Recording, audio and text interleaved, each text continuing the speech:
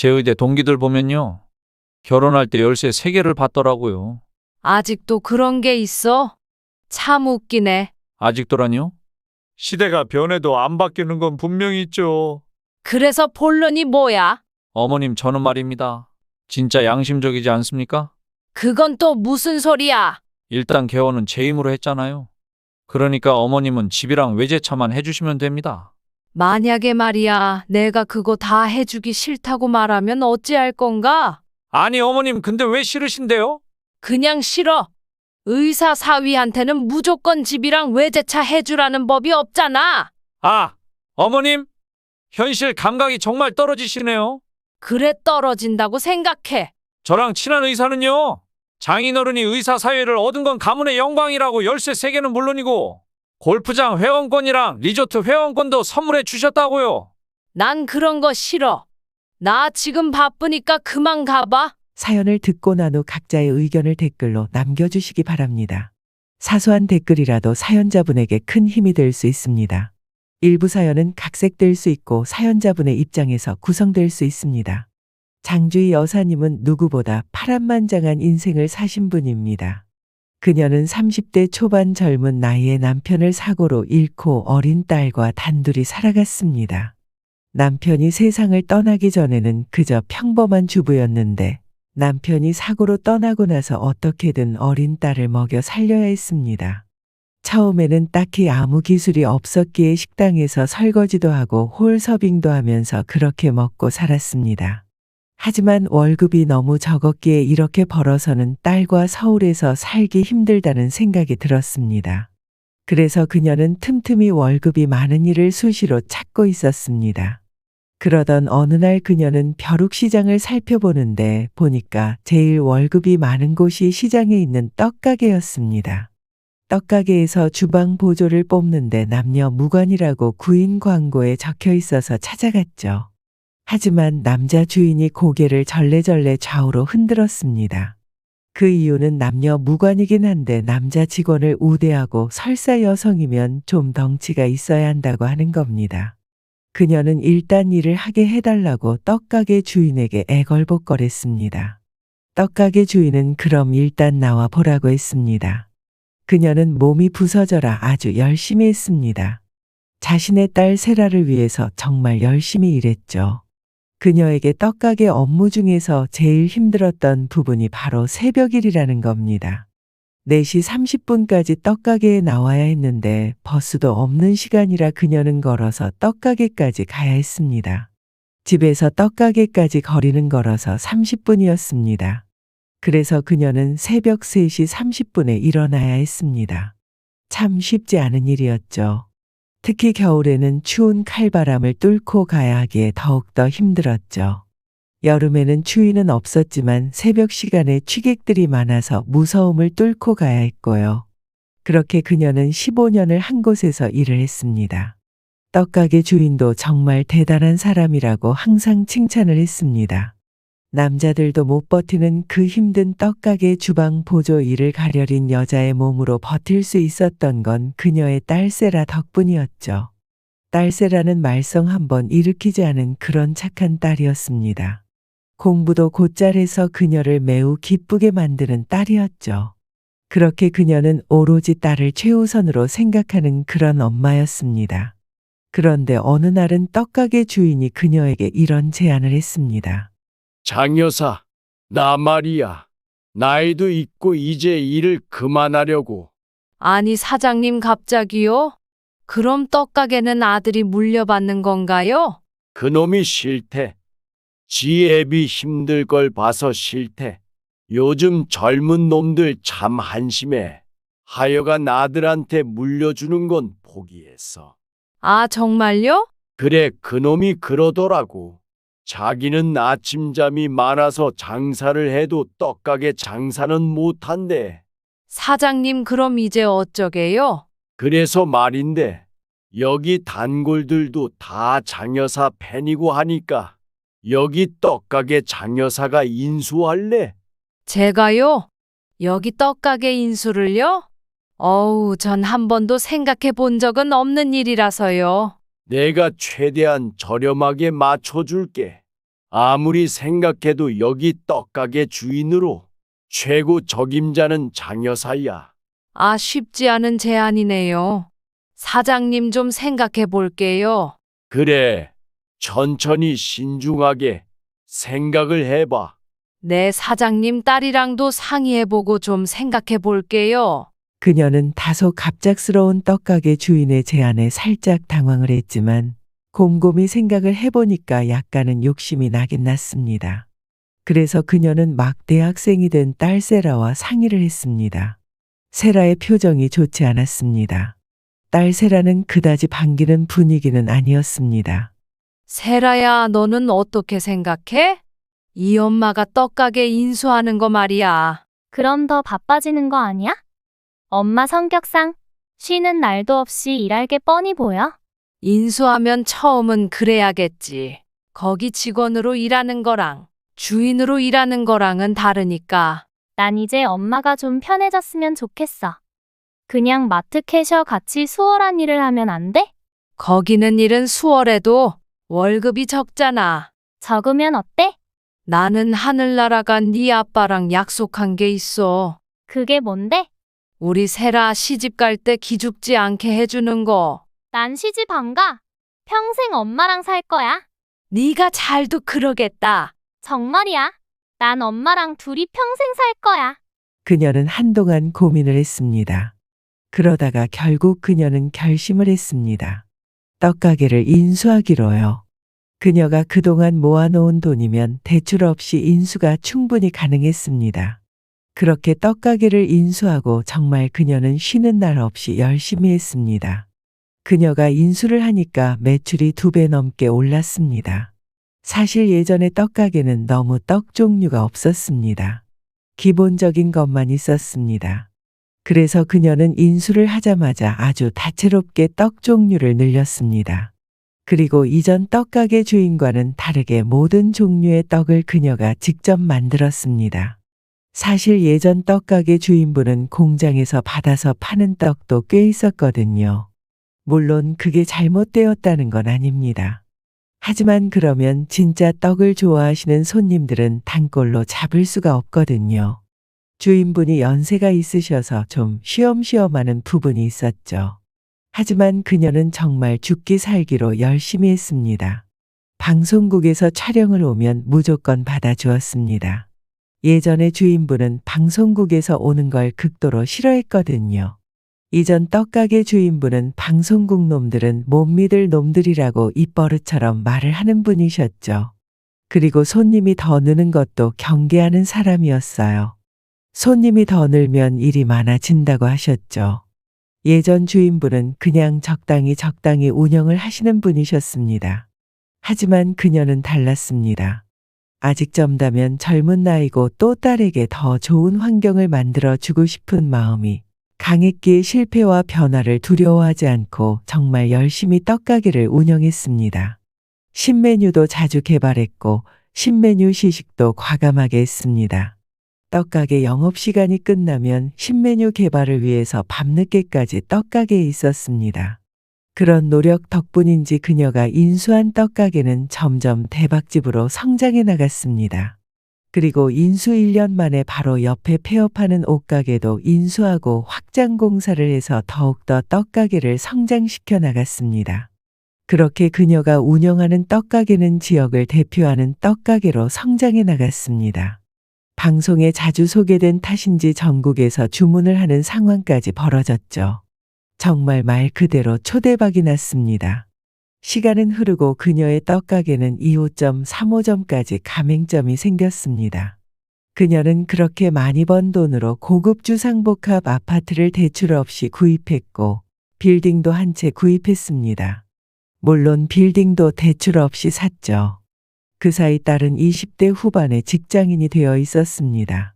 수도권에 있는 대학을 나온 그녀의 딸 세라는 서울에 위치한 중견기업에 취직을 했습니다. 정말 그녀는 그런 딸이 대견했습니다. 그리고 얼마 후 세라는 그녀에게 만나는 남자가 있다고 얘기를 했습니다. 엄마 나 축하해줘. 나 말이야 만나는 사람 있어? 어머머, 너무 잘 됐다. 우리 세라도 드디어 남자를 만나는구나. 근데 뭐 하는 사람이야? 엄마 놀라지 마. 왜 그래? 뭐 특별한 직업을 가진 사람이야? 의사야? 치과 의사? 정말? 세라야, 그게 진짜야? 그래, 진짜야. 치과 의사야. 근데 어떻게 만난 거야? 내가 가는 치과 알지? 거긴 나이 많은 분이 선생님이잖아. 원장님 말고 페이닥터야. 나이는 나보다 5살 많아. 아, 그래? 나이는 살짝 많네. 에이, 5살이면 딱 좋지. 어쨌든 우리 딸이 치과 의사를 만난다니 이제 치아 걱정은 안 해도 되겠네. 그래, 걱정하지 마, 엄마. 우와, 근데 이 엄마 진짜 성공했네. 의사 사위를 보게 생겼으니까. 사위? 근데 엄마, 나는 당장 결혼할 생각은 없어. 아, 그래? 물론 결혼을 전제로 교제하는 건 맞지만 뭐. 2년 정도 시간을 두고 만나보고 결정할 거야. 그래, 너 아직 나이 많은 거 아니니까. 충분히 시간을 갖고 천천히 생각해. 그리고 몇 개월 후 딸의 애인이 개원을 했다는 소식을 그녀는 접했습니다. 개원 소식에 그녀는 나름 안도를 했습니다. 사실 예전에는 그런 말이 있었거든요. 의사 사위를 얻으려면 열쇠 3개 준비해야 한다고. 그러니까 열쇠 3개가 뭐냐면 개인 병원 개원, 신혼집, 외제차를 말하는 거죠. 그런데 알아서 치과 개원을 한 걸 보고 그녀는 내심 안심을 했습니다. 엄마, 우리 준석 씨 개원했어. 정말? 너무 잘 됐다. 그럼 원장님이 된 거네. 응, 맞아, 엄마.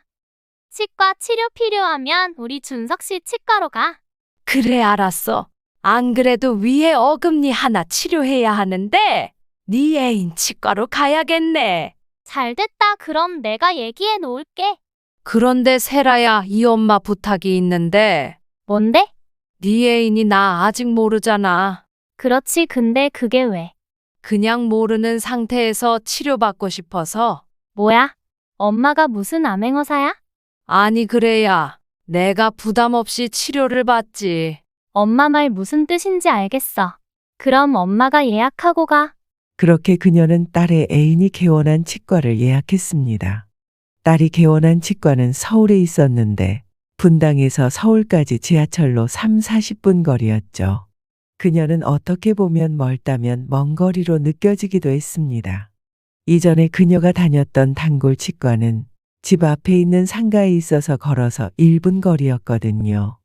하여간 예비 사윗감도 몰래 볼 겸 그 치과로 갔습니다. 딸의 애인은 당연히 그녀를 전혀 몰라봤습니다. 그녀는 가자마자 치아 사진을 찍었습니다.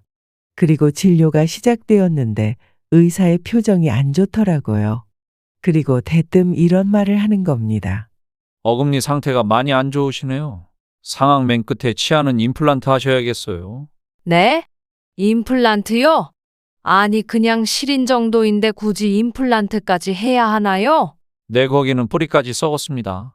그러니까 발치하시고 바로 임플란트 치료 들어가야겠네요. 선생님, 다른 치료 방법은 없을까요? 네, 없습니다. 오늘 바로 발치하고 임플란트 치료 시작하는 게 좋을 것 같네요. 선생님, 생각할 시간을 좀 주시겠어요? 네, 물론 드리죠. 근데 장주인님 상악 맨 끝 어금니는 그대로 놔둔다고 절대 좋아지지 않습니다. 네, 알겠습니다. 집에 가서 자식들이랑 상의하고 다시 올게요.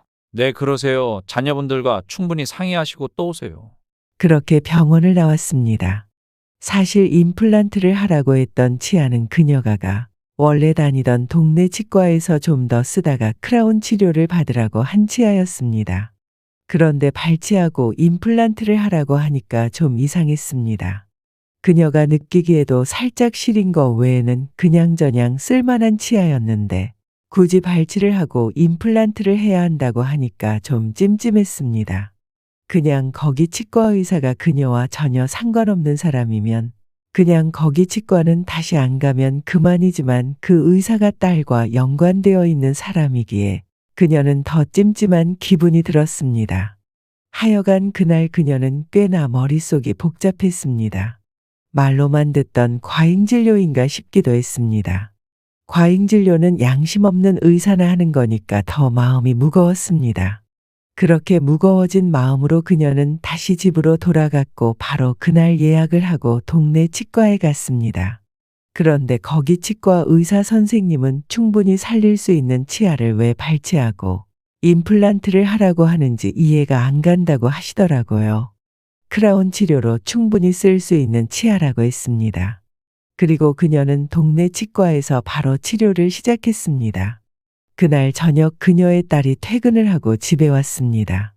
그녀는 오늘 낮에 있었던 일을 딸에게 얘기를 해야 하나 말아야 하나 고민을 하고 있었습니다. 엄마 치료는 잘 받고 왔어. 아니 그게 사실은 말이야. 갔다가 그냥 왔어. 아니 왜? 뭐가 문제가 있었어? 그게 말이야. 작년에 시린이 때문에 동네 치과에 갔잖아. 그래 알아. 거기 의사 선생님이 좀 더 쓰다가 크라운 하라고 하셨다며? 근데 네 애인은 발치하고 임플란트를 하라고 하더라고. 아니 왜? 뿌리가 썩었다고 하는 거야. 그래서 일단 자식들과 상의를 하고 오겠다고 했어. 아, 그래? 그리고 동네 치과에 왔는데 살릴 수 있는 치아를 왜 발치하고 임플란트를 하라고 했냐는 거야. 그래서 여기 동네 치과에서 치료 시작했어. 그래. 잘했어? 솔직히 오늘 이 엄마 기분이 좀 그랬어. 그래 이해해. 나도 기분이 좀 그렇긴 하네. 그렇게 그녀는 뭔가 의심스러웠습니다. 그리고 그날 저녁 딸의 애인이 운영하는 병원의 후기들을 검색해 봤습니다. 후기가 역시 좋지 않았습니다. 대다수의 후기가 다 안 좋은 후기들이었습니다. 전체적으로 보니까 과잉 진료를 하는 것 같았습니다. 그녀는 불안했습니다. 그런 비양심적인 남자를 만난다고 생각을 하니까 말입니다. 아무리 직업이 좋아도 양심을 파는 사람이 자신의 딸의 배우자가 된다는 건 용납할 수 없으니까요. 그녀는 생각이 많아졌습니다. 그리고 얼마 후 딸은 만나고 있는 애인을 소개해 주겠다고 하더군요. 그녀는 속으로 이렇게 생각을 했습니다. 정식으로 소개를 해주는 거 보니까 둘이 점점 결혼을 생각하고 있구나 싶은 생각이요. 그렇게 며칠 후 딸의 애인이 우리 집으로 인사를 왔습니다. 사실 그녀는 딸 애인의 인상부터 마음에 들지 않았습니다. 잘생기고 못생기고를 떠나서 딸의 애인은 상당히 날카롭게 생겼습니다. 그래서 그다지 정이 가는 얼굴이 아니었습니다. 그녀는 예전부터 사위가 생기면 정말 친아들처럼 잘 챙겨주면서 그렇게 내 자식처럼 생각하면서 친하게 지내고 싶은 마음이 있었습니다. 심지어는 대릴사위 얻을 생각도 했을 정도였으니까요. 사위가 대릴사위를 하겠다고 하면 반대하지 않은 생각을 항상 갖고 있었습니다. 하여간 친구 중에도 사위와 허물없이 친하게 지내는 거 보면 너무 부럽다는 생각을 한 그녀였으니까요. 그런데 그녀는 아무래도 지금 와 있는 저 사람이 내 사위가 된다면 친해지기는 틀렸구나 하는 생각이 들었습니다. 안녕하십니까 어머님. 김준석이라고 합니다. 그래요. 오느라 수고했어요. 근데 어머님, 낯이 익네요? 기억력이 좋네요. 의사라서 그런가? 머리가 좋으시네요. 네, 맞아요. 일전에 김군 병원에 갔었어요. 아, 그때 임플란트 하라고 제가 진단했죠? 네, 맞아요. 치아는 어떠세요?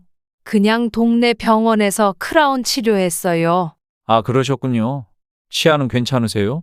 네, 멀쩡해요. 너무 멀쩡하게 잘 쓰고 있습니다. 어머님, 그 말은 제가 판단을 잘못했다는 뜻인가요? 저는 임플란트를 하라고 했으니까요. 아니, 꼭 그렇게 김군 판단을 비난하는 의미로 말한 거 아니에요. 근데 저는 그렇게 들리네요. 김군은 표정이 어두워졌습니다. 기분이 상당히 나쁜 표정이었죠. 그녀가 질문을 해도 뭔가 계속 틱틱거렸습니다. 중간에 딸 세라가 난감해하더라고요. 그렇게 그날은 정말 가시방석에 앉아 있는 것 같았습니다. 그리고 김군이 돌아가고 난 뒤에 딸이 그녀에게 대화를 하자고 했습니다. 엄마 괜찮아? 나는 괜찮은데 네 애인은 그게 아닌 것 같네? 엄마가 몰래 병원 간 게 좀 기분이 나빴나 봐. 근데 왜 그게 기분이 나쁠까? 자기를 테스트해봤다고 생각하는 거지. 그런가? 하여간 나도 솔직히 네 애인 그다지 썩 마음에 들진 않아. 엄마, 우리 준석 씨 좋은 사람이야. 직업이 좋은 사람이지 인성이 좋은 사람은 아닌 것 같다. 엄마가 뭘 안다고 그래? 준석 씨 좋은 사람이야. 직업도 인성도 다 좋은 사람이라고. 세라야? 너 지금 나한테 화내는 거니? 아, 엄마, 미안해. 내가 잠깐 흥분했나 봐. 솔직히 엄마 오늘 너무 힘드네? 생각이 너무 많아지는 날이야. 엄마, 다 좋게 좋게 생각하자. 아니지. 결혼은 일륜지대사라고 했어. 쉽게 생각하면 안 돼. 솔직히 하나를 보면 열을 안다고 했어. 그게 무슨 얘긴데? 네 애인 과잉진료 하는 거 보면 다른 것도 보여. 엄마가 과잉진료인지 아닌지 어떻게 알아? 이번에 치료받은 치아 안 뽑고도 멀쩡하게 잘 쓰고 있잖아. 그녀에게 그날은 정말 여러모로 힘든 날이었습니다. 좋게 좋게 생각을 하려고 해도 그게 쉽지가 않았습니다. 그리고 또 그녀를 더욱더 힘들게 했던 부분은 그녀는 딸이 자신에게 화를 낸 거였습니다. 살면서 그렇게 화를 내는 걸 처음 봤거든요. 더구나 남자 때문에 자신에게 그렇게 화를 내는 딸을 보고 너무 섭섭함을 느꼈습니다. 하여간 그날은 그녀에게 있어서 참 어렵고 힘든 날이었어요. 그 뒤로 그녀는 딸과도 서먹서먹하게 지냈습니다. 그런데 아무리 생각을 해도 딸이 만나는 그 애인은 아닌 것 같았습니다. 세상에 자식이 잘못되는 걸 보고만 있을 수 있는 부모는 없듯이 그녀는 딸을 잘 설득해 보기로 했습니다. 세라야, 커피 한 잔 할까? 아니, 엄마, 저녁에 무슨 커피야? 그럼 녹차 한 잔 할까? 엄마, 녹차도 카페인이 있어서 저녁에 마시면 잠 못 자. 그럼 오렌지 주스라도 한 잔씩 하자. 살찌거든. 근데 엄마, 나한테 무슨 할 얘기 있어? 응, 있어. 근데 세라야, 이 엄마가 지금부터 하는 얘기 너무 섭섭하게 듣지 마. 또 무슨 얘기를 하려고 그러는데? 지금 네가 만나는 김준석 그 사람 말이야. 준석 씨가 또 왜? 다시 생각해 보는 게 좋을 것 같아. 엄마, 왜 그러는데? 너 그 사람 병원 후기 봐봐. 과잉 진료한다고 욕하는 사람들 때문에 그래? 그것도 물론 그렇지만 하여간 여러 가지로 좀 아닌 것 같아. 엄마, 익명성으로 이용해서 올리는 악성 후기는 무시해. 야, 익명성 후기뿐만 아니라 내가 직접 겪었잖아. 이 엄마가 직접 과잉진료 당할 뻔했잖아. 엄마, 난 준석 씨 사랑해. 그러니까 내 연애에는 참견하지 말아줘. 딸은 확고했습니다. 그녀는 더 이상 딸의 연애를 말릴 수가 없었습니다. 자식 이기는 부모 없다고 다 큰 딸을 어떻게 할 수가 없었습니다. 그리고 더 반대를 했다가는 딸과도 사이가 나빠질 것 같아서 그냥 딸의 연애를 반대 못했습니다. 시간이 지나면 지날수록 딸과 김구는 점점 더 각별한 관계로 발전했고 결혼까지 얘기가 오고 가는 것 같았습니다. 그녀는 내키지 않았지만 그냥 티를 안 냈습니다. 그러던 어느 날 그녀가 운영하는 떡가게에 김군이 찾아왔습니다. 예고 없이 찾아온 거라서 정말 많이 당황을 했습니다. 그녀는 김군이 온다고 딸에게 들은 적도 없었거든요. 정말 갑자기 김군이 온 거였습니다. 그녀는 궁금했습니다. 김군이 왜 자신을 찾아왔는지가요. 어머님 좋았습니다. 와, 근데 떡가게가 생각보다 훨씬 더 크네요. 저는 깜짝 놀랐습니다. 아니 근데 김군, 자네가 무슨 일이야? 그것도 예고도 없이 갑자기? 어머님 뵙고 싶어서 온 겁니다. 말로만 듣던 초대박집인 떡가게도 보고 싶기도 해서요. 뭐 떡가게가 다 비슷비슷하지. 근데 말이야, 앞으로는 예고 없이 이렇게 불쑥불쑥 찾아오는 건 삼가해줘. 네, 어머님. 근데 어머님 월 매출이 어느 정도 되세요? 제가 보니까 우리 병원보다 월 매출이 훨씬 더 많을 것 같네요. 뭐 월 매출? 이 사람아? 뭘 그런 걸 알려고 해? 궁금해서요. 알 거 없네. 솔직히 두 번째 만남에 월 매출 물어보고 그러는 거 예의가 아닌 것 같아. 아, 그런가요? 그럼 사과드리겠습니다. 그런데요, 어머님. 사실 제가 어머님께 긴히 상의 드릴 게 있어서 왔는데요. 역시 그래 보였어. 그냥 나한테 인사하려고 여기 온 것 같진 않아 보였어? 그래 본론이 뭐야? 여기는 직원들도 있고 떡가게 앞에 카페 있는데 거기 가셔서 조용히 말씀 나누시죠. 무슨 얘기인데? 뭐 비밀 얘기야? 비밀 얘기까지는 아니고요. 일단 가시죠. 그냥 여기서 하면 안 돼? 좀 그렇다니까요. 제가 커피 쏘겠습니다. 가시죠, 얼른. 그녀는 좀 불길했습니다. 예비사위라는 놈이 예비장모의 떡가게에 와서 매출이 어떠냐고 물어보고 떡가게 규모에 감탄을 하고 일반적인 예비사위들이 하는 행동이 아니니까요. 그녀는 어쩌다가 자신의 딸이 이런 놈과 만나는 걸까 마음이 아팠습니다. 그래도 그녀는 최대한 예의를 갖춰서 대했습니다. 딸을 봐서라도 그렇게 해야 할 것 같았습니다. 하지만 이리 봐도 저리 봐도 김군의 참딸의 짝으로는 안 맞는다는 생각이 들었습니다. 어머님, 제가 오늘 여기 온 거 말입니다. 우리 세라 씨는 모릅니다. 왜 모르게 하고 온 건데? 이유가 있어? 좀 어려운 얘기를 하려고 왔습니다. 물론 어려운 얘기지만 꼭 해야 하는 얘기기도 하죠. 그래 해봐 어서. 제 의대 동기들 보면요. 결혼할 때 열쇠 3개를 받더라고요. 아직도 그런 게 있어? 참 웃기네. 아직도라니요? 시대가 변해도 안 바뀌는 건 분명히 있죠. 그래서 본론이 뭐야? 어머님, 저는 말입니다. 진짜 양심적이지 않습니까? 그건 또 무슨 소리야? 일단 개원은 제 힘으로 했잖아요. 그러니까 어머님은 집이랑 외제차만 해주시면 됩니다. 만약에 말이야, 내가 그거 다 해주기 싫다고 말하면 어찌할 건가? 아니 어머님, 근데 왜 싫으신데요? 그냥 싫어. 의사 사위한테는 무조건 집이랑 외제차 해주라는 법이 없잖아. 아, 어머님, 현실 감각이 정말 떨어지시네요. 그래 떨어진다고 생각해. 저랑 친한 의사는요. 장인어른이 의사 사회를 얻은 건 가문의 영광이라고 열쇠 3개는 물론이고 골프장 회원권이랑 리조트 회원권도 선물해 주셨다고요. 난 그런 거 싫어. 나 지금 바쁘니까 그만 가봐. 그렇게 그녀는 카페 문을 박차고 나왔습니다. 그 자리에 더 있다가는 정말 쌍욕이 나올 것 같아서 그녀는 그대로 나와서 다시 떡가게로 들어갔습니다. 그녀는 그 이후로 계속 우울했습니다. 정말 속 한 번 썩인 적 없는 딸이 결혼 문제로 이렇게 속을 썩게 할 줄 상상도 못했기에 더 괴로웠습니다. 정말 김군 그놈은 인성 자체가 안 된 놈이라는 게 너무 확연하게 드러났습니다.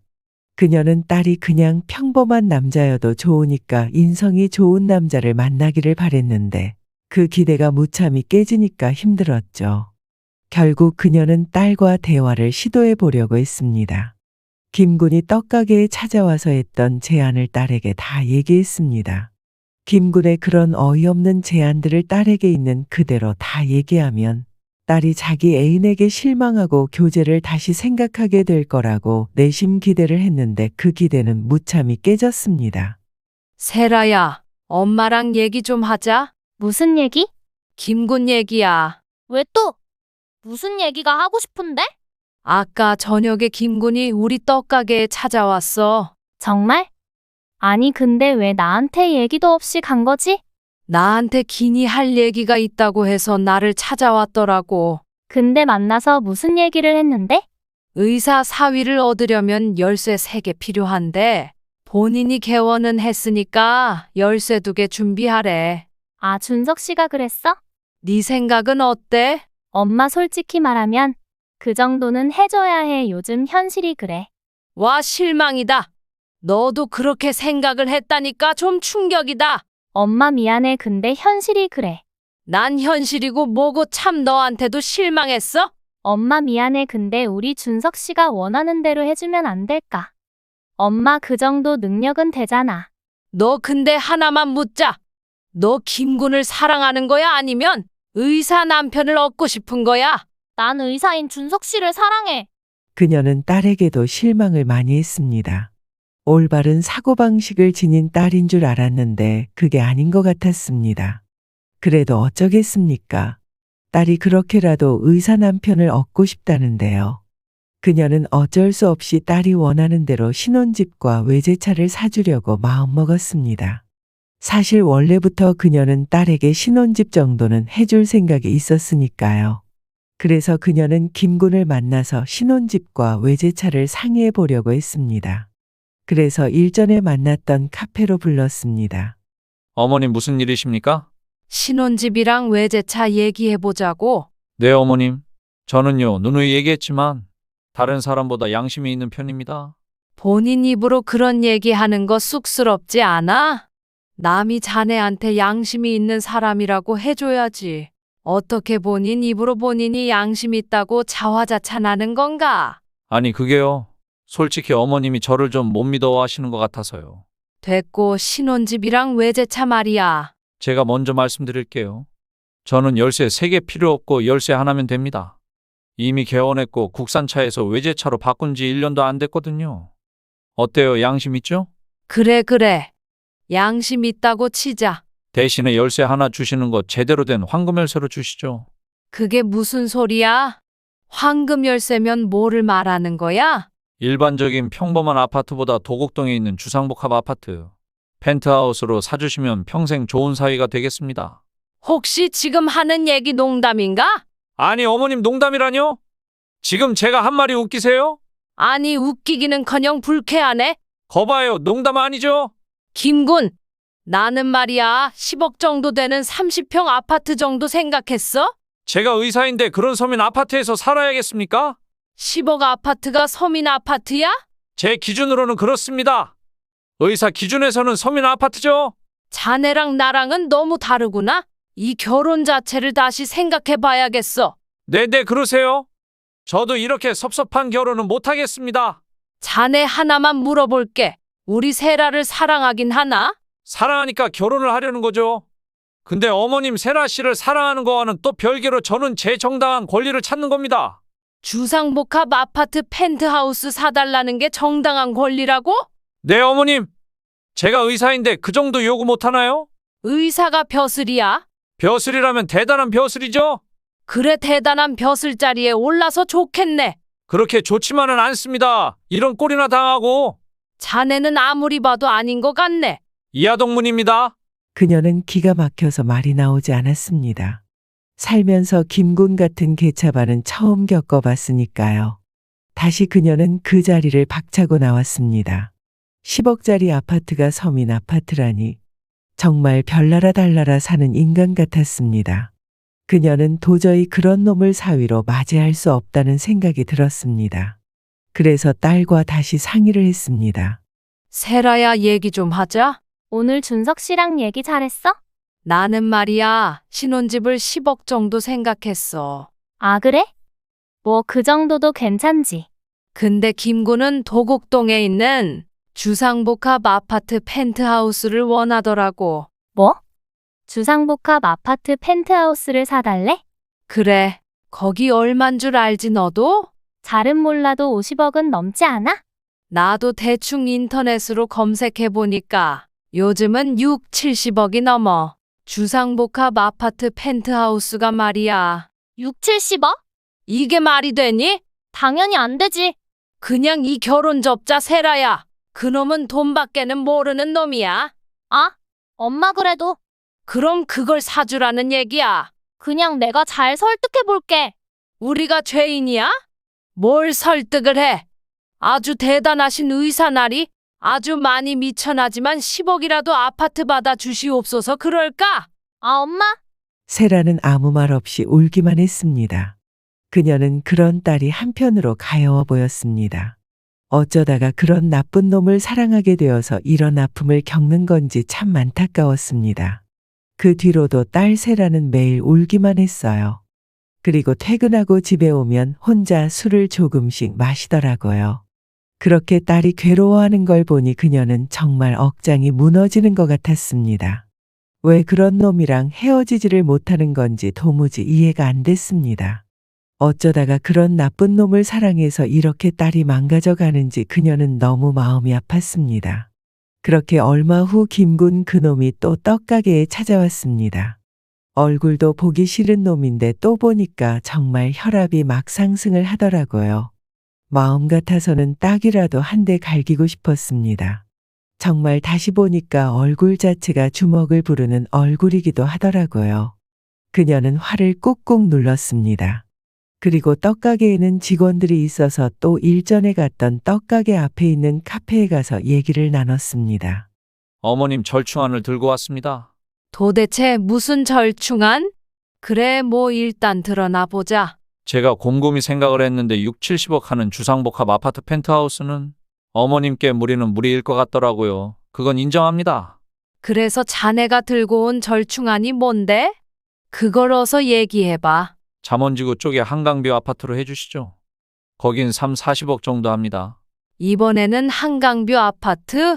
3, 40억? 그게 절충안이라고? 네, 어머님, 그 정도면 저도 양보할 수 있는 선에서 최대치입니다. 그럼 이번에는 내가 절충안을 얘기해 볼게. 어머님이요? 경기도 판교나 아니면 송파 쪽에 20억 아파트 정도는 해줄 수 있어. 나도 해줄 수 있는 최대치야, 20억이. 아, 20억. 아무리 생각해도 그건 좀 아닌 것 같은데요. 자네 눈에는 20억도 서민이야? 20억 아파트면 서민에서 살짝 벗어나긴 했지만 의사인 제가 살기에는 좀... 내 절충안이야, 더 이상은 없어. 20억도 나한테는 엄청 큰 돈이야. 그럼 쓰시는 김에 5억 더 쓰시죠? 지금 나랑 흥정하는 거야? 자네한테 결혼은 그냥 장사인가? 꼭 그런 건 아니지만 결혼이 비즈니스적인 측면도 있는 걸 간과할 수는 없죠. 어쩌다가 우리 딸이 너 같은 인간을 좋아하게 됐는지 모르겠다. 정말 복장이 터진다. 나는 20억 이상은 절대 못 해줘. 아, 어머님! 입 닥쳐. 그렇게 그녀는 다시 떡가게로 돌아왔습니다. 사실 그녀는 그 20억도 너무 해주기 싫었습니다. 그런데 그러다가 딸이 잘못될 것 같아서 그 돈을 해주기로 한 겁니다. 김군은 그녀에게 주기적으로 전화를 해서 5억만 더 쓰라고 권유를 했습니다. 그녀는 아주 단호하게 20억 아파트 이상은 절대 해줄 수 없다고 못을 박았죠. 결국 김군은 20억 아파트를 받는 거에 만족하겠다고 했습니다. 어머님, 지금 통화할 수 있으시죠? 그래, 빨리 말해. 어머님, 제가 졌습니다. 네네. 20억 아파트에 만족하겠습니다. 그것도 우리 딸을 생각해서 주는 거야. 자네 예뻐서 주는 거 절대 아니야. 그거 명심해. 네네. 어머님 아주 잘 알고 있습니다. 어쨌든 앞으로 예쁘게 잘 살겠습니다. 우리 딸 눈에 눈물 나게 하면 넌 죽어. 네, 명심하겠습니다. 근데 어머님, 말해. 판교보다는 송파 쪽에서 집 고르겠습니다. 그래, 세라랑 같이 가서 잘 알아봐. 어쨌든 감사합니다, 어머님. 감사한 거 알면 세라한테 정말 잘해. 네, 그건 걱정하지 마시고요. 그렇게 일단락됐지만 그때도 그녀는 뭔가 우울했습니다. 김군과 같이 저런 속물과 자신의 딸이 결혼하는 것이 못마땅했습니다. 저렇게 인성이 안 좋은 인간과 결혼을 하면 평생 속을 썩을 게 뻔히 보였거든요. 딸이 어떻게 저렇게 남자 복이 없는 걸까 마음이 아팠죠. 그녀는 문득 이런 생각이 들었습니다. 딸은 엄마 팔자를 닮은다는 거 그녀도 일찍 남편과 사별을 했으니 남편 복이 정말 없는 거니까요. 하여간 그렇게 그녀는 예비사위에게 신혼집으로 20억 아파트를 사주기로 약속했고 딸은 결혼 준비를 시작했습니다. 딸이 다시 웃음을 찾아서 다행이라고 생각이 들었죠. 그런데 딸의 그 행복도 잠시였습니다. 하루는 딸이 퇴근하고 돌아왔는데 인사도 안 하고 방문을 걸어 잠그고 펑펑 우는 겁니다. 그녀는 딸이 그렇게 대성통곡을 하는 걸 본 적이 없었습니다. 그녀는 직감했습니다. 뭔가 아주 심각한 일이 발생했다는 직감을요. 세라야, 문 열어봐. 너 왜 그래? 엄마 그냥 제발 나 혼자 있게 놔둬. 너 문 안 열면 119 부를 거야. 빨리 열어. 제발 좀 나 좀 그냥 혼자 있게 해줘. 빨리 문 열어. 엄마 나 너무 힘들어. 그러니까 제발 좀 혼자 있게 해주라. 힘들면 이 엄마랑 상의를 해. 너 근데 또 김군 그놈 때문에 이러는 거야? 몰라.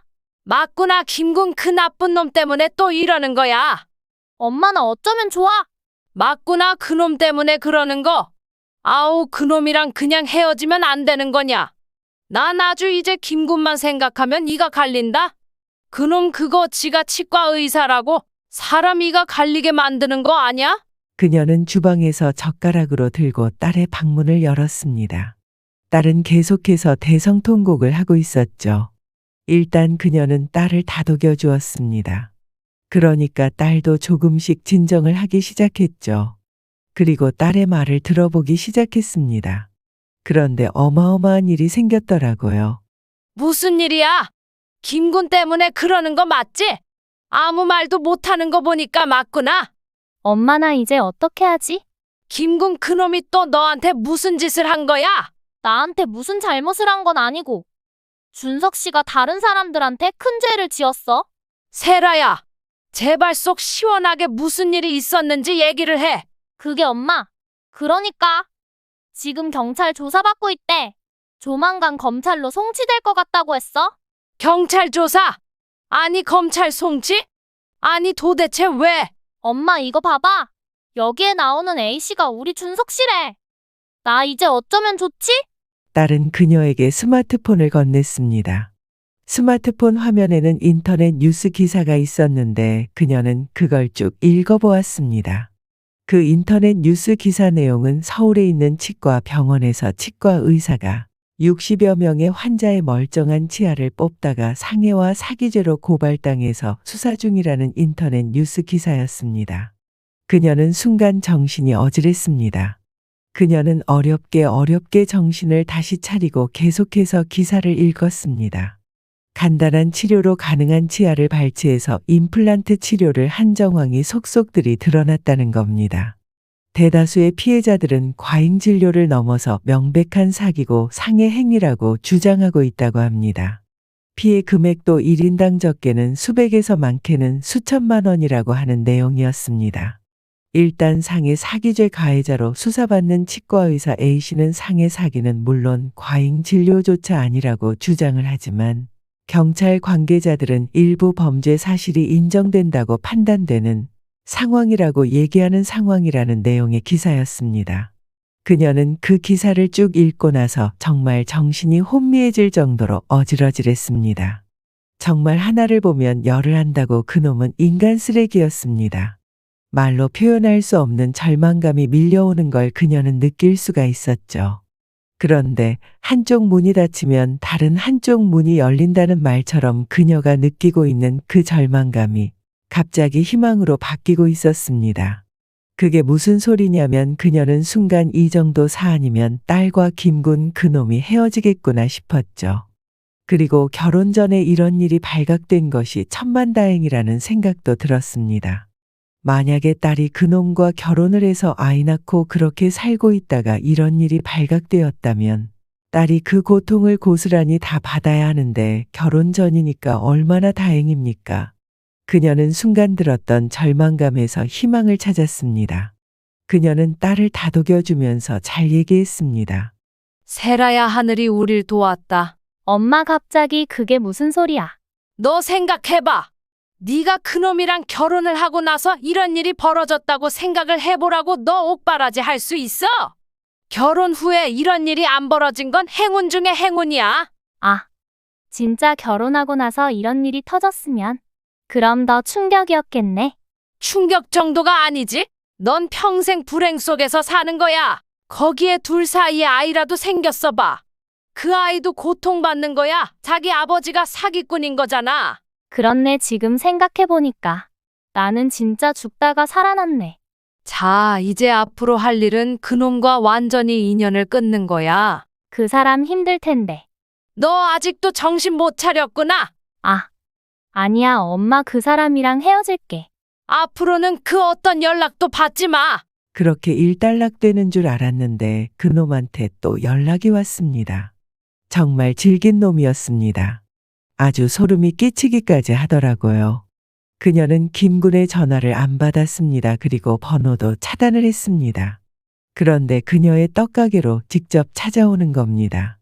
어머님 왜 연락을 안 받으세요? 세라도 제 번호 차단하고 어머님도 제 번호 차단하고. 누가 네 어머님이야? 나한테 이제 어머님이라고 하지 마. 아니, 사람이 어려울 때 서로 돕고 살아야 하는 거 아닙니까? 뭐 서로 돕고 살아? 너 사람이 어떻게 그렇게 뻔뻔하냐? 어머님 저 조만간 법정 구속될 것 같습니다. 도주에 우려가 있다고 저를 법정 구속할 것 같다고 하더라고요. 구치소 들어가게 생겼다고요.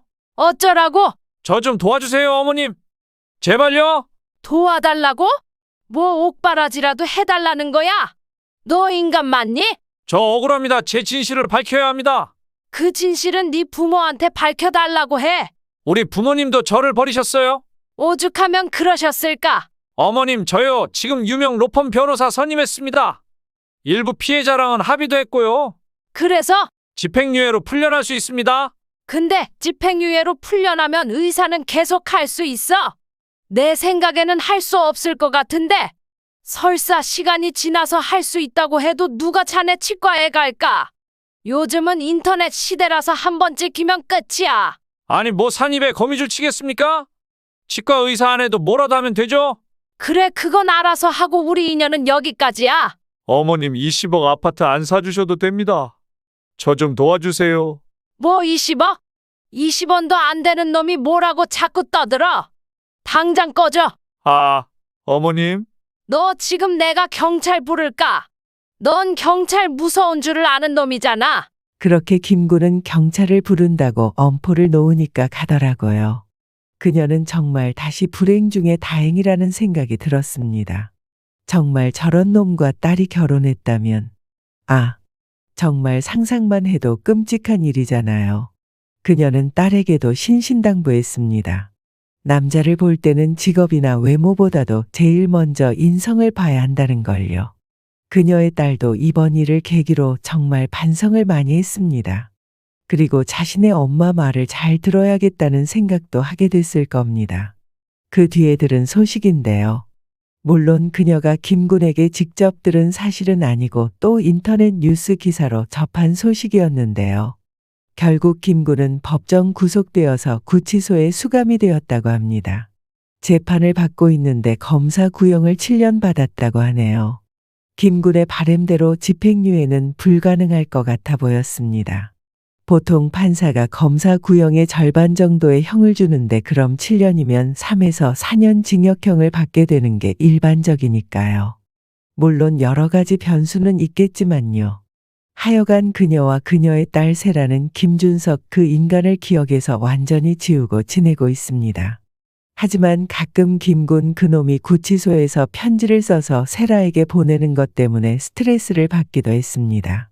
그런데 하루는 그녀의 딸이 구치소에 갔다 왔다고 하는 겁니다.